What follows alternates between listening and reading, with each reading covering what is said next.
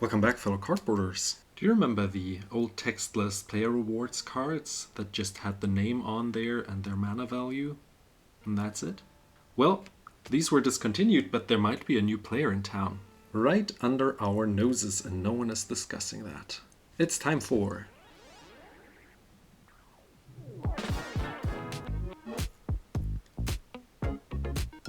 Strong Stonks. We got here a whole bunch of letters, which we're gonna pop into in a second. But before we start, let's talk about those player rewards cards. These were like promo cards given out to players who participated in DCI tournaments. First there were these tokens, which today go for a couple of bucks each, some more, some less. The older they are, the more expensive they get. And these were replaced by textless promos. Correct me if I'm wrong, but I think the first card with alternate art and text was Terra in 2005. Reciprocate is another one that came out in 2005, while Treasure Hunt was one of the last ones to be released in 2011, where the program was discontinued. But now you may wonder, CardboardTutor, these were discontinued. Where do we get those new textless alternate art cards from now? And if you've been following the channel for a couple of weeks at least, you might know already, because I let the channel know that these cards were already spiking in price to up to $25 in the US, and I was able to snatch up some here overseas in Europe, and now those cards are at about 10 bucks each. Let's put those aside and hit into the letters so you all know what I mean. I think those 6 should all include those cards. Let's see what they are, and this one we keep for the end. These should contain a nice spicy reserved list card and some old vintage cards as well for my set cubes. Okay, here we are. The cards I wanted to talk to you about are not these. These are for the current Dandan vote. If you haven't voted already, do check out the community tab and leave your vote here if we should build green or black. I'm just ordering cards which I find from different sellers, cards that I might want to try out, and these would go into the green deck probably, but I would have to try them out since the spell costs 5 mana. This one I think I want in a pre-modern commander deck, and then there is the C double for the blue Dandan deck, which I might want to try out as an alternative card to the supplant form card. If you want to check out the original Dandan, do check out this video here. But after this one, the cards I wanted to talk to you about are these. These are art cards, which you probably have seen about, and I got a whole bunch of them now. And these actually go for around 20 bucks in the US and are currently listed on Cardmarket for around 10 bucks. There are, I think, like 2 or 3 as of the filming of this video that are still at around $1, which is the old price. So I paid like 2 or 3 bucks per card here, including shipping, to get those to me. And I am only talking about the gold signed ones, which are rarer than the non-signed ones, which I think I also ordered. This one, for example, just because the seller also had some. And if those go for around 2 or 3 bucks at some point, that's great, because I paid like, I don't know, 10 or 20 cents each. And yeah, what are your thoughts? Those look gorgeous, don't they? Like, it's textless, it's iconic, you know exactly what it is without even having to have a name on here or mana cost. It's a Soaring, we all know what Soaring does. And therefore they're kind of similar to this Reciprocate. And actually, I don't know what Reciprocate does off the top of my head. I think it exiles something or puts it under a library or an attacking creature. I don't even remember. I will put it on screen. So this one is not as iconic. Probably back in the day people played it. Treasure Hunt I would know. But Soaring we all know, and there is a text boxed card of Soaring, obviously, from their most recent set. But this art card just has more of the art on it, and we know all what it does. So a question arises, like, are these cards, these art cards, hidden value, which we all have stored somewhere or gift away to friends since we don't use them or play with them? They are a little thicker, but not much thicker, and I don't think you would really notice in a sleeve. And since we're all playing casual Commander, with gold border and maybe even proxied cards.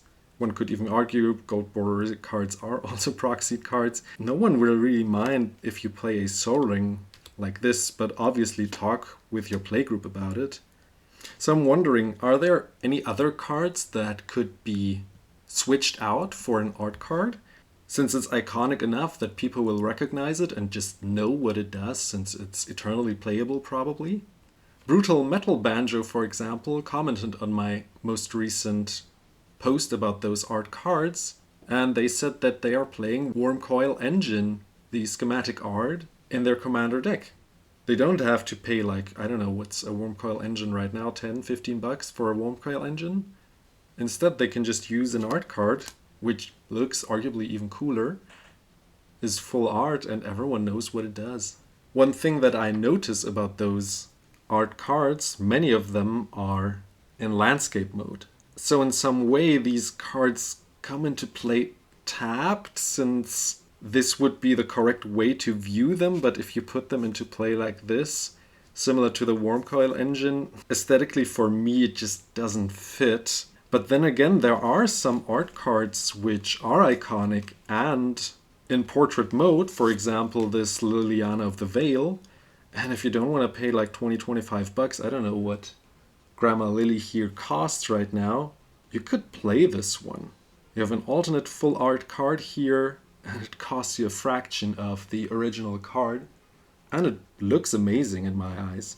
There's even a Shieldred I noticed, but then again, Shieldred is like, I don't know, almost 100 bucks now, 80 bucks, 70 bucks, I don't remember. Man, this is so expensive. But then again, this one would come into play. It looks tapped. So if you attack with it, do you turn it like this or that? So this is a problem that I have, but I think with Planeswalkers that are, and I think all of them are, in portrait mode, this would work. If you really know what this card does, it's great. If you don't know what it does, maybe you shouldn't put them in there, since then again you would always have to look at your phone what the card does and tell your opponents, and yeah, that's kind of a hassle, I think. I think I had another one in here that was interesting. No, I think that was it. I found Gyara in here. Okay, so this one would also come into play. Tapped or not, I don't know. We had a little discussion in our play group, in our community, and we saw that, for example, Ragavan, the Kaladesh alternate, I don't know what it's called, alternate art, this invocation kind of style art of the monkey, is also in portrait mode.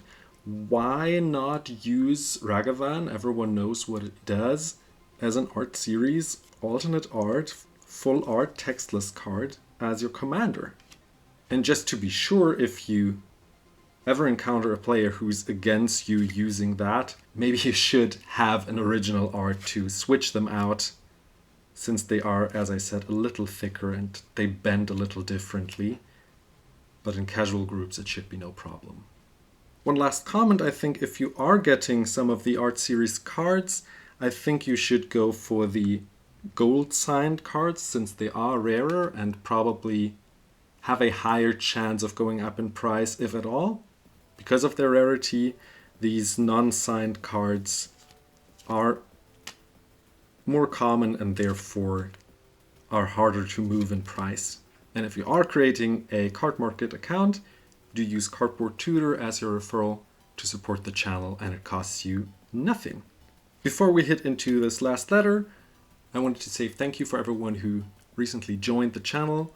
We are so close to 300 subscribers, so if you stuck until here, consider subscribing to support the channel so that we can reach our next goal, probably this September. Now, let's put those aside here. Do let me know in the comments what you think of these art cards. If you agree that they are a beautiful alternative to cards with text, classic cards. If you think this is a market that hasn't really been discussed or discovered yet, just let me know your opinion in the comments below, and let's have a nice discussion about those cards. And let's pop in this letter. Here we are. This is going to contain some nice and spicy reserved list, as well as some vintage set cube cards, mostly if not all antiquities. Let's see what we got here. Some crumble action, still need several of these. Dragon engines as well. I think I need 12 of each common. What else do we have? More crumbles. Great pre-modern removal, by the way. And very nice condition. Most of them very nice.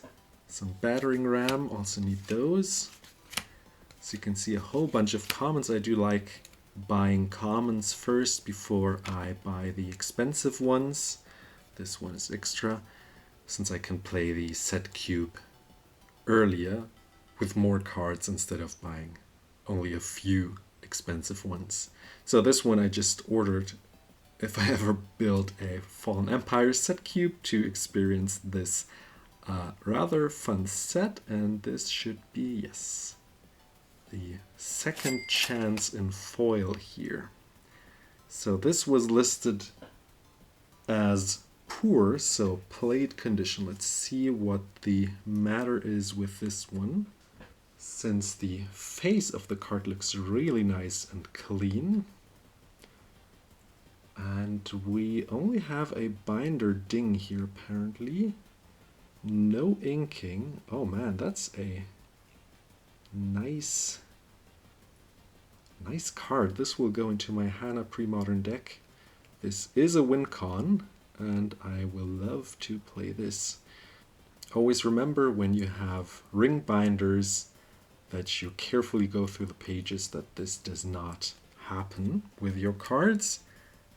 And just don't put expensive cards in the row that contains the rings. Now I hope you enjoyed this video. I'll leave the comments below in regards to art series cards. Are you considering using them or not? Leave them in the comments below. Consider subscribing, and the algorithm thinks you should watch this one next. I'll see you in the next one. Bye bye.